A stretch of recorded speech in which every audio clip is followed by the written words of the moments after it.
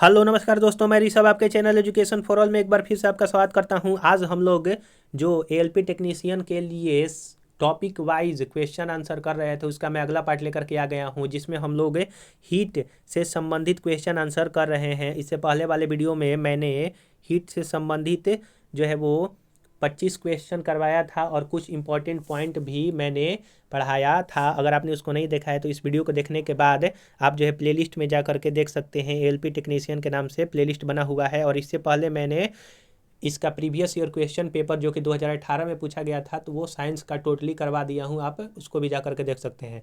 अगर आप बिहार एसएससी का तैयारी कर रहे हैं, अगर साइंस का प्रैक्टिस सेट करना चाहते हैं तो उसका प्रैक्टिस सेट मैं स्टार्ट कर दिया हूँ। रोज 25 से 26 क्वेश्चन में करवाता हूँ, डिटेल में एक्सप्लेनेशन के साथ। आप जो है जा करके देख सकते हैं। तो चलिए, आज का पहला क्वेश्चन है 122 नंबर का कि जल के त्रिक बिंदु का मान जो है वो कितना होता है। तो जल का त्रिक बिंदु 273.16 डिग्री सेल्सियस होता है।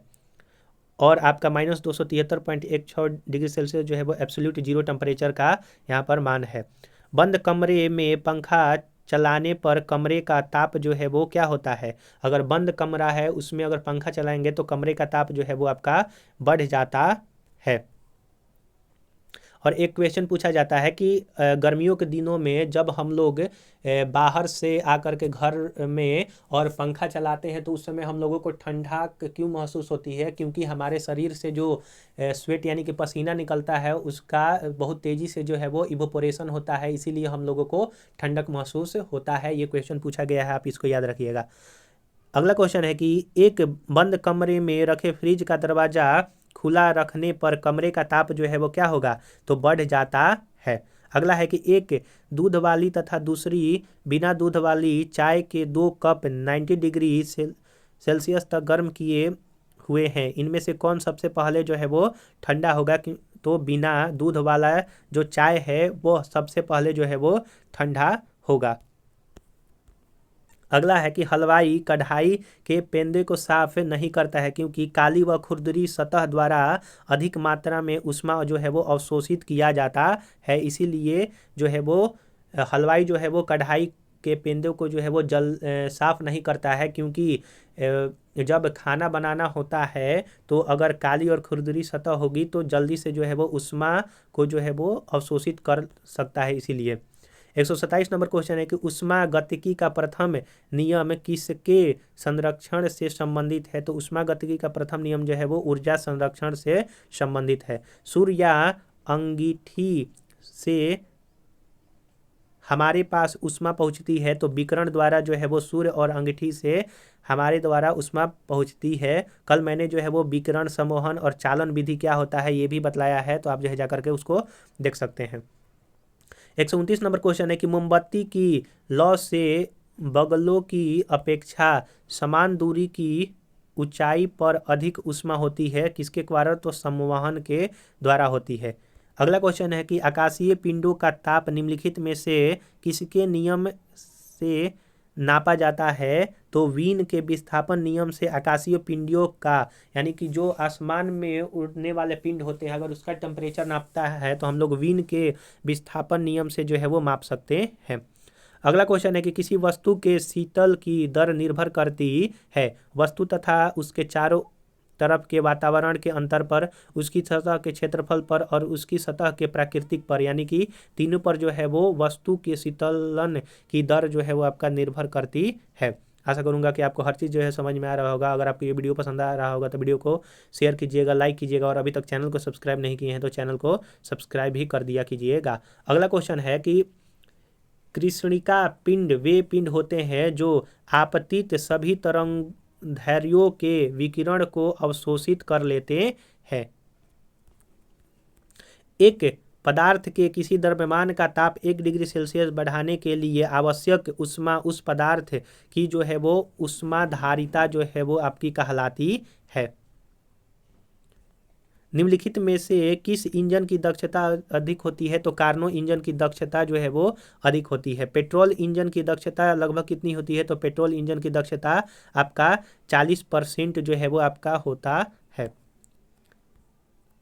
अगला क्वेश्चन है कि तेज दौड़ती हुई कार के ब्रेक लगाने पर उसके टायर गर्म हो जाते हैं, क्योंकि यांत्रिक ऊर्जा उष्मा ऊर्जा में परिवर्तन हो जाता है। इसीलिए जब तेज अगर दौड़ती हुई कार हो, मोटरसाइकिल हो, ट्रक हो, अगर ब्रेक लगाते हैं तो उसके टायर गर्म होते हैं, क्योंकि यांत्रिक ऊर्जा उष्मा ऊर्जा में जो है वो बदल जाता है। यांत्रिक ऊर्जा विद्युत ऊर्जा में परिवर्तन करने वाले यंत्र को डायनेमो जो है वो कहा जाता है। अगला है आपका कि थर्मस फ्लास्क से ऊष्मा के संचरण को निम्न में से किस विधि से रोका जाता है? तो थर्मस फ्लास्क के ऊष्मा के संचरण को चालन, संवहन और विकिरण यानी कि तीनों विधि द्वारा जो है वो रोका जाता है। अगला क्वेश्चन है कि प्रत्येक वस्तु प्रत्येक ताप पर ऊष्मा का अवशोषण व उत्सर्जन करती है। यह नियम जो है आपका प्री-वोस्ट का नियम है। प्री-वोस्ट का नियम यानी कि प्रत्येक वस्तु प्रत्येक ताप पर ऊष्मा का अवशोषण और उत्सर्जन करती है। यह नियम जो है वो प्री-वोस्ट का नियम कहलाता है।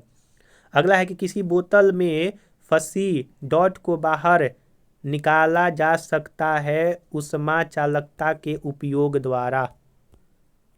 140 नंबर क्वेश्चन है कि जब वस्तु एवं वातावरण में तापांतर कम हो तो वस्तु के शीतलन की दर वस्तु एवं वातावरण के बीच तापांतर के अनुक्रमानुपाती होता है। यह जो है न्यूटन का शीतलन नियम जो है वो बतलाता है। किरचॉफ का नियम जो है वो आपका बुआइंट फोर्स से संबंधित है, बुआयंसी से संबंधित है। क्वेश्चन नंबर 141 है कि पूर्ण कृष्ण वस्तु का परावर्तन कितना होता है? तो पूर्ण कृष्ण वस्तु का परावर्तक गुणांक जो होता है वो 0 होता है। 142 नंबर क्वेश्चन है कि एक पिंड 100 डिग्री सेल्सियस से 80 डिग्री सेल्सियस तक वायुमंडलीय परिस्थितियों में 8 मिनट में ठंडा होता है, तो 50 डिग्री सेल्सियस से 40 डिग्री तक उन्हीं परिस्थितियों में समय जो लगेगा वो 8 मिनट से अधिक लगेगा। 143 नंबर क्वेश्चन है कि एक कृष्णिका का परम ताप दुगना कर दिया जाए तो इससे उत्सर्जित ऊर्जा का मान जो होगा वो 16 गुना हो जाएगा, क्योंकि जो आपका कृष्णिका का परम ताप जो होता है वो T⁴ है। अगर इसी को दुगना कर दिया जाएगा तो वह 16 गुना जो है वो हो जाएगा। इस फार्मूला को आप याद रखिएगा। किरचॉफ के नियम के अनुसार निश्चित ताप पर वस्तु के ताप एवं विकिरण की तरंगदैर्घ्य पर निर्भर करती है। किरचॉफ के नियम के अनुसार निश्चित ताप पर वस्तु के ताप एवं विकिरण की तरंगदैर्घ्य पर निर्भर करती है। माफ कीजिएगा, मैंने जो है वो पीछे आपका आर्किमेडिस का जो प्रिंसिपल होता है उसके बारे में बतलाया हूँ। किरचॉफ का वो नहीं होगा। आर्किमेडिस प्रिंसिपल कहता है कि कोई वस्तु अगर फुली या फिर पार्शियली डूबा हुआ है पानी में, तो उसके द्वारा जितना यानी कि बॉडी के द्वारा जितना हटाया गया पानी है वो उसके भार के जो है वो बराबर होगा। वो किरचॉफ का नियम, माफ कीजिएगा, आर्किमेडिस का प्रिंसिपल है। पीछे मैंने जो है वो आपका किरचॉफ का नियम को जो है वो आर्किमेडिस का नियम बतला दिया था। अब अगला क्वेश्चन है आपका कि विशिष्ट ऊष्मा का एसआई मात्रक क्या है? तो विशिष्ट ऊष्मा का एसआई मात्रक जूल पर केजी पर केल्विन या फिर जूल पर केजी पर डिग्री सेल्सियस होता है। ऊष्मा का एसआई मात्रक जो है वो आपका जूल होता है। वाट जो है वो पावर का होता है। न्यूटन जो है वो फोर्स का होता है। ऊर्जा को जो है वो जूल में मापा जाता है, ये भी याद रखिएगा। परम शून्य ताप जो है वो होता है -273 डिग्री सेल्सियस, 0 डिग्री केल्विन और -459 डिग्री फ़ारेनहाइट के बराबर होता है। यानी कि यहाँ पर तीनों जो है वो सही हो जाएगा। 148 नंबर क्वेश्चन है कि अत्यधिक ठंडे मौसम में पानी की नलिकाएं फट जाती हैं, क्योंकि जब पानी बर्फ में परिवर्तन होता है तो उसका आयतन बढ़ जाता है। मोटर के इंजनों को ठंडा करने के लिए पानी का प्रयोग किया जाता है, क्योंकि पानी की विशिष्ट ऊष्मा सबसे अधिक होती है। इसीलिए हम लोग जब मोटर का इंजन, जिसको रेडिएटर बोला जाता है, जब वह ज़्यादा गर्म हो जाता है तो उसमें जो है वो पानी डाला जाता है, क्योंकि पानी की विशिष्ट ऊष्मा सबसे अधिक होती है, तो वो जो है वो ठंडा हो जाता है। अगला क्वेश्चन है 150 नंबर के, निम्नलिखित में से कौन सा कथन जो है वो आपका कथन गलत है? तो समआयतनिक प्रक्रम में निकाय की आंतरिक ऊर्जा जो है वो नियत रहती है, यह जो गलत है। समतापीय प्रक्रम में टेम्परेचर यानी कि आइसोथर्मल में टेम्परेचर नियत रहता है। समदाबीय प्रक्रम में दाब नियत रहता है। जो आयतनिक पर्वत जो प्रक्रम होता है उसमें आपका वॉल्यूम जो है वो कांस्टेंट रहता है, और रुद्धोष्म प्रक्रम में निकाय की एंट्रोपी नियत रहती है। जो रुद्धोष्म प्रक्रम होता है उसमें जो एंट्रोपी होता है वो नियत रहता है। तो ऑप्शन नंबर सी जो है इसका गलत हो जाएगा। तो हम लोग जो है यहाँ पर आज 150 नंबर क्वेश्चन तक ही करते हैं। तो आज मैंने जो है आपको जो है 26 से 27 क्वेश्चन जो है वो लगभग करवाया। अगले वीडियो में जो है हीट टोटली जो है वो ख़त्म हो जाएगा। अगर आपने पीछे वाला वीडियो नहीं देखा है तो इसका प्लेलिस्ट बना हुआ है, आप जा करके देख सकते हैं। अगर आप किसी और सब्जेक्ट को पढ़ना चाहते हैं तो सभी का मैं प्लेलिस्ट का डिस्क्रिप्शन में लिंक दे दूंगा, आप जो है जा करके देख सकते हैं। तो चलिए हम लोग जो है अगले वीडियो मिलेंगे, तब तक के लिए नमस्कार।